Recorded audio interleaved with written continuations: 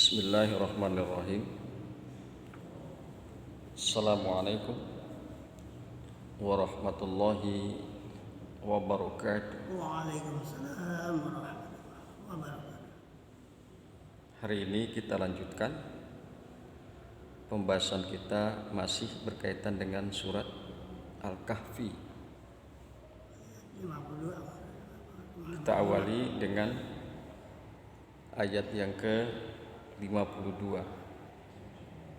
Dikemukakan oleh Allah Subhanahu wa ta'ala, A'udzu billahi minasyaitonir rajim. Wa yauma yaqulu nadu syurakaiya. Dan ingatlah satu hari akan berfirman Allah Subhanahu wa ta'ala, akan mengemukakan Allah Subhanahu wa ta'ala, nadu syurakaiya, panggillah, serulah sekutu-sekutu aku, alladzina za'amtum, yang kalian telah menganggapnya, yang kalian telah mengatakannya, dan juga kalian telah menyembahnya. Panggil sekutu-sekutu aku. Fada'uhum falam yastajibu lahum. Maka lalu mereka memanggil orang-orang musyrik, memanggil sekutu-sekutu Allah yang mereka sembah. Falam yastajibu lahum, maka tidaklah sekutu-sekutu tersebut yang mereka anggap Tuhan membalas kepada panggilan orang-orang musyrik tersebut. Berhala-berhala itu yang mereka sembah tidak membalas panggilan mereka. Tuhan-Tuhan yang mereka sembah tidak membalas panggilan orang-orang musyrik tersebut. Waja'alna bainahum maubiqa, dan kami telah jadikan di antara mereka tempat kebinasaan. Kami telah menjadikan untuk mereka tempat kebinasaan, yaitu neraka.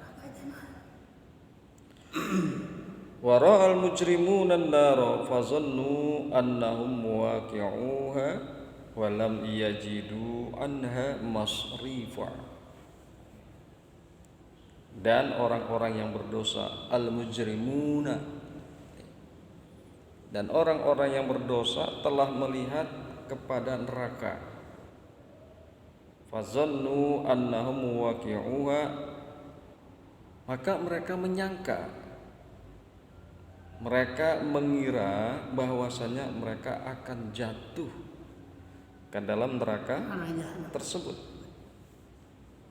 Walam yajidu anha masrifa, dan tidaklah orang-orang berdosa tersebut menemukan, mereka tidak menemukan tempat berpaling daripada neraka.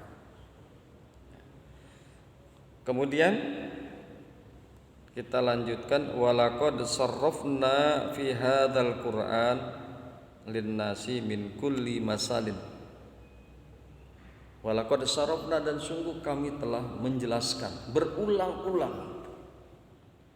Kami telah menjelaskan berulang-ulang di dalam Quran ini kepada manusia. Berulang-ulang kami telah menjelaskan kepada manusia di dalam Quran ini min kulli masalin, daripada berbagai macam permisalan, perumpamaan telah kami jelaskan. Wa kana al-insanu aksara syai'in jadalan, dan adalah manusia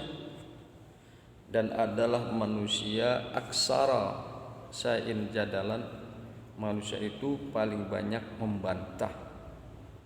Bahkan ada mufassir mengemukakan manusia itu adalah makhluk yang paling banyak membantah dari makhluk-makhluk yang dapat membantah. Jadi memang kalau kita rasakan ya begitu. Manusia itu paling senang membantah satu sama lain. Kita lihat dalam kehidupan modern, ya. Seperti itu. Dan kadang-kadang yang celakanya bantahan tersebut disertai dengan data bohong, data yang tidak valid. Jadilah debat kusir. Jadilah bantah membantah tersebut jadilah debat kusir yang tidak ilmiah, ya, yang tidak ilmiah, yang tidak berdasarkan pada data yang valid. Baik, wa kana al-insanu aktsara syai'in jadalan, dan adalah manusia yang paling banyak membantah. Yakni manusia adalah makhluk yang paling banyak membantah dari makhluk-makhluk yang dapat membantah. Di dalam perkembangan agama dan keyakinan umat manusia, kita bisa ambil contoh bahwa satu keyakinan yang akhirnya menimbulkan pemahaman ateisme. Ateisme yaitu sekelompok atau keyakinan yang tidak percaya dengan Tuhan. Bahwa Allah telah menyatakan dirinya adalah Tuhan. Secara tersurat Allah telah menyatakan dirinya adalah Tuhan. Coba perhatikan di dalam Al-Quran. Pertama kita bisa lihat daripada Al-Fatihah. Alhamdulillahirabbil alamin. Segala puji bagi Allah, Tuhan seluruh sekalian alam. Itu kan pernyataan Allah. Itu adalah firman Allah. Kalau firman Allah itu berarti Allah yang berkata, Allah yang berbicara. Allah kemukakan di dalam Al-Fatihah ayat yang pertama, Alhamdulillahirabbil alamin. Segala puji bagi Allah, Tuhan seluruh sekalian alam. Kemudian di dalam An-Nazi'ah ayat 24 juga Allah kemukakan, faqala, maka dia, maksudnya Allah telah berfirman, ana rabbukumul a'la, aku adalah Tuhan kalian yang maha tinggi. Allah berbicara. Dan dalam syahadat kita la ilaha illallah, itu jelas. Dalam tersurat Allah telah menyatakan, di dalam Al-Quran Allah telah menyatakan, di dalam akidah keimanan Allah telah menyatakan bahwasanya aku ini adalah Allah. Kemudian bukti secara ilmiah bahwa segala sesuatu apapun bentuknya pasti ada yang membuat, pasti ada yang menciptakan. Katakan di jari tangan kita ini cincin. Pasti ada yang bikin ringnya, ada yang menggosok batu cincinnya, ada yang menciptakan. Pensil saja, benda kecil yang sangat murah harganya, benda kecil itu pasti ada yang menciptakan.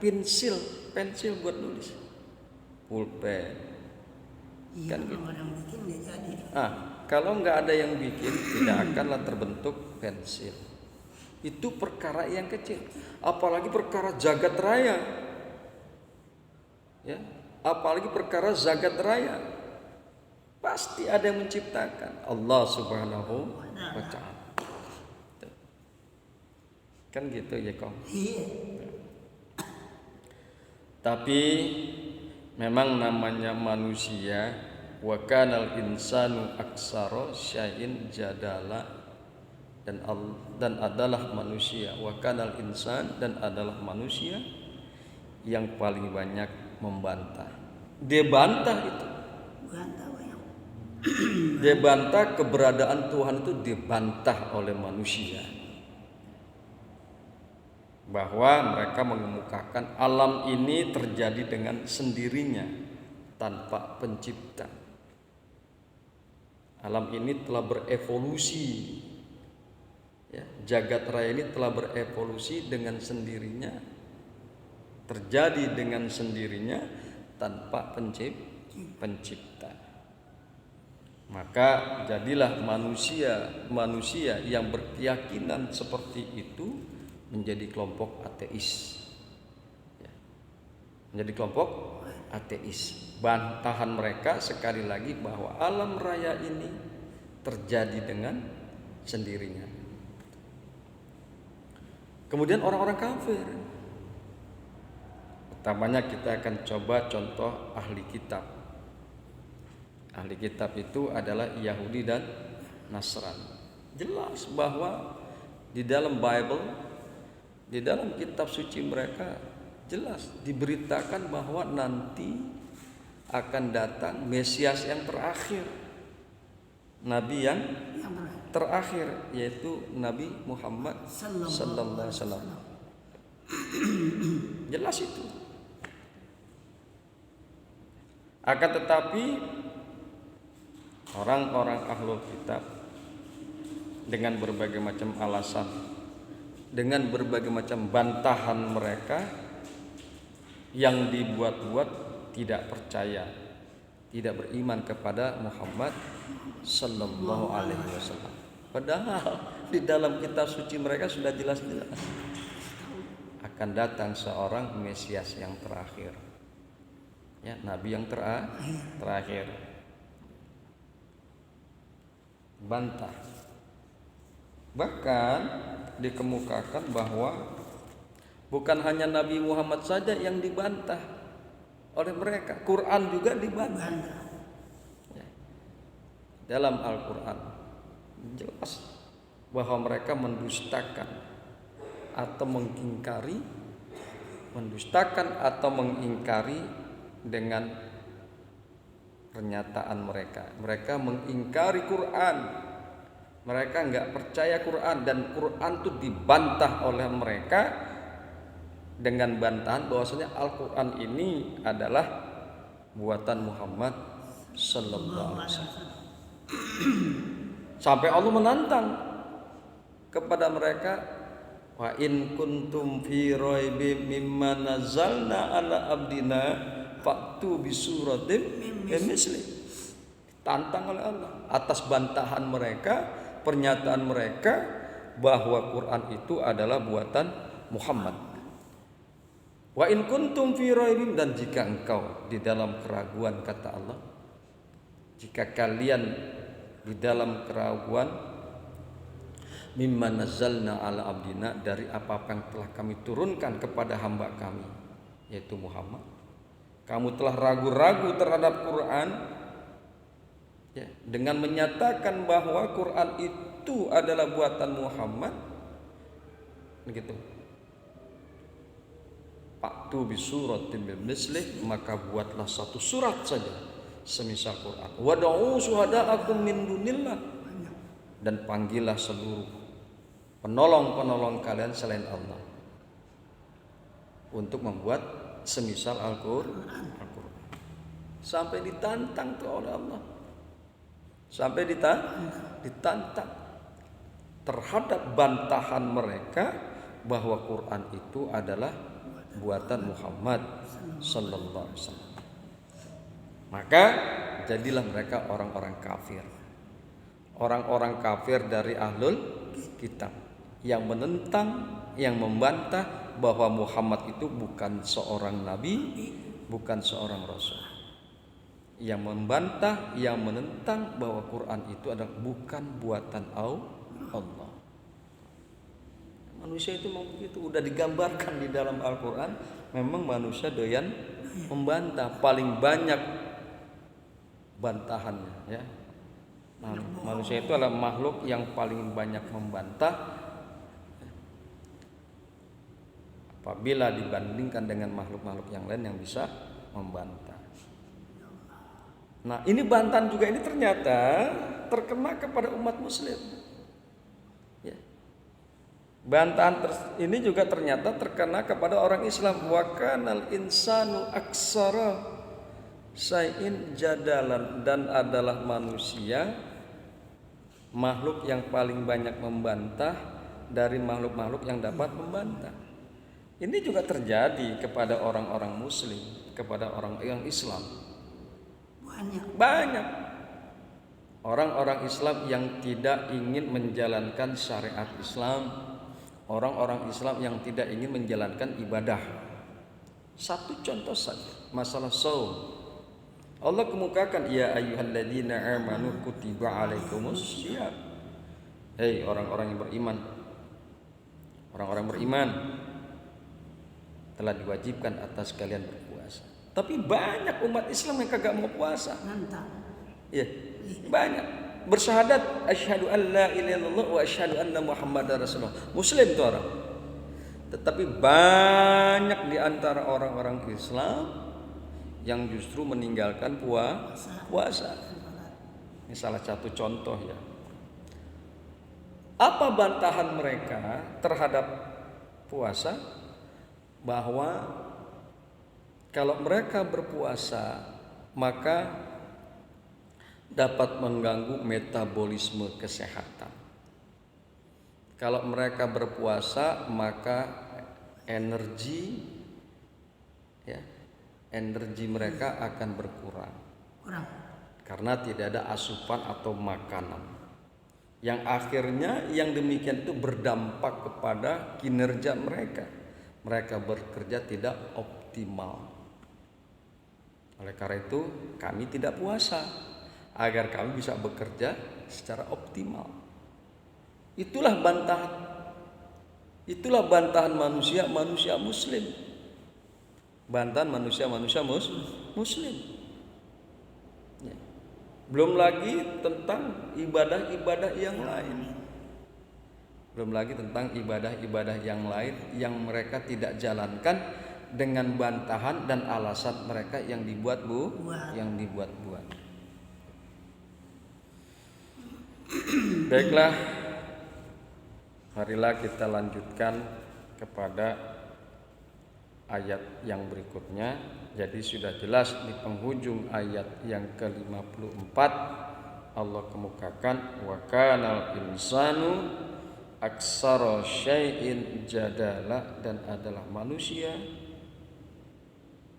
makhluk yang paling banyak membantah bahkan dari makhluk-makhluk yang dapat membantah.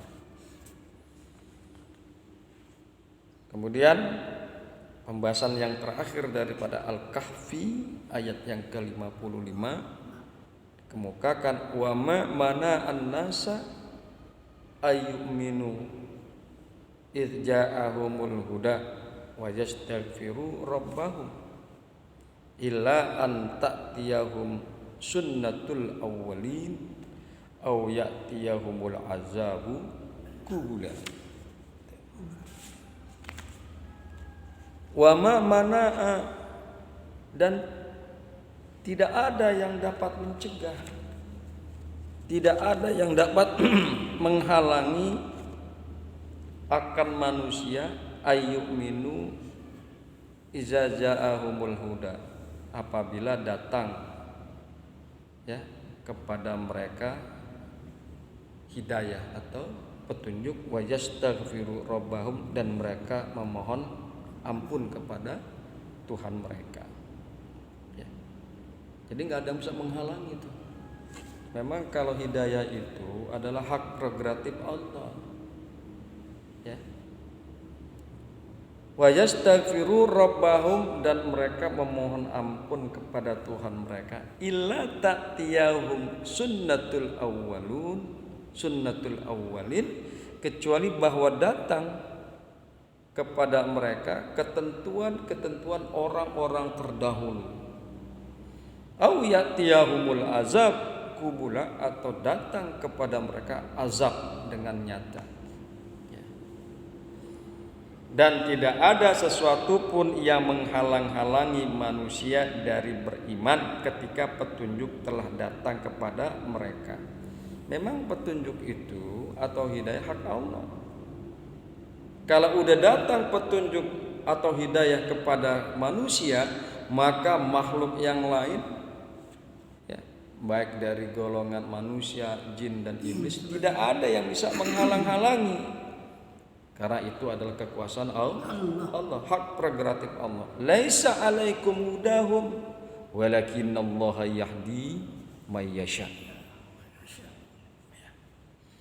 Bukan kewajiban atas kalian memberikan petunjuk atau hidayah kepada mereka, walakinallaha, akan tetapi Allah lah yang akan memberi petunjuk. Allah lah yang akan memberikan hidayah kepada siapa saja yang Allah kehendaki.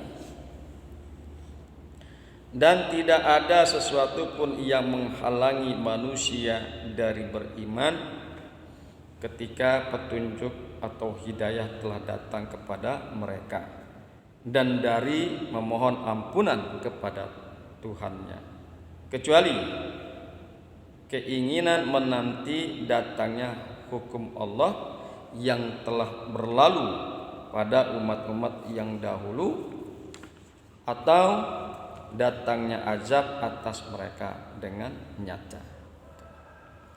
Dalam ayat tersebut ada dikemukakan illa anta tiyahumu sunnatul awwalin au ya'tiyahumul azabu kubula, kecuali keinginan menanti datangnya hukum atau ketentuan Allah yang telah berlalu pada umat yang dahulu, yakni mereka tidak akan beriman dan memohon ampunan kecuali ketika azab dunia akan membinasakan mereka, atau ketika mereka melihat atau mendatangi berbagai jenis azab akhirat. Jadi memang kadang-kadang manusia itu beriman kepada Allah setelah melihat atau katakan dipaksa oleh Allah. Ya, dipaksa oleh Allah. Mereka baru beriman. Makanya ketemukan kecuali keinginan menanti datangnya hukum Allah yang telah berlalu pada umat-umat yang dahulu. Yakni maksudnya mereka tidak akan beriman dan memohon ampun kecuali ketika azab dunia akan membinasakan mereka. Ketentuan-ketentuan makhluk yang terdahulu itu sudah terjadi. Maksudnya adalah kebinasaan yang Allah timpakan kepada mereka. Ingat cerita tentang kota Sodom, yaitu kaumnya Nabi Lut alaihissalam, di mana mereka membuat satu perbuatan yang ingkar. Kalau kita bilang sekarang ini LGBT, ya, homoseksual, laki-laki senang sama laki-laki, dan itu sangat ingkar perbuatan tersebut. Dan kaumnya Nabi Lut, ya, yang berada di kota Sodom, enggak beriman dan tidak percaya kepada Lut alaihi salam. Akhirnya Allah timpakan kepada mereka. Allah timpakan kepada mereka azab dunia. Allah jungkir balikan mereka dan binasalah mereka. Itu juga terjadi kepada umat terdahulu, yaitu kaumnya Nuh alaihissalam. Tidak percaya kepada Nuh, tidak beriman kepada Nuh alaihissalam. Akhirnya Allah timpakan air bah yang sangat luar biasa. Jadi setelah itu barulah mereka beriman, barulah mereka percaya kepada Allah dan nabi-nabi yang bersangkutan. Akhirnya mereka percaya kepada Allah dan beriman kepada Nuh alaihissalam. Akhirnya mereka percaya kepada Allah dan beriman kepada Lut alaihi salam. Atau ketika mereka melihat atau mendatangi berbagai jenis azab akhirat, nanti orang-orang kafir baru percaya. Orang-orang yang kafir, orang-orang musyrik baru percaya tentang kekuatan Allah ketika mereka digiring ke neraka jahanam, ketika mereka digiring ke azab Allah, dan mereka menyesal. Mereka menyesal. Kenapa dulu ketika di dunia mereka tidak beriman kepada Allah dan tidak beriman kepada para rasul. Tapi penyesalan mereka itu tiada guna. Atau pernyataan keimanan mereka tiada guna pada saat itu karena mereka beriman setelah mereka melihat azab api neraka. Jadi sekali lagi bahwa itulah mereka baru beriman apabila terjadi ketentuan-ketentuan terhadap orang-orang yang terdahulu, dan mereka baru beriman tatkala mereka melihat azab dengan nyata. Ekong ya. Sekarang mana yang nggak percaya? Baru di akhirat mereka percaya, tapi kepercayaan yang tiada berguna, keimanan yang tiada berguna. Insyaallah nanti kita lanjutkan. Subhanakallahumma wa bihamdika asyhadu an la ilaha illa anta astaghfiruka wa atubu ilaik. Assalamualaikum warahmatullahi wabarakatuh. Waalaikumsalam warahmatullahi wabarakatuh. Ditaruh dulu tuh.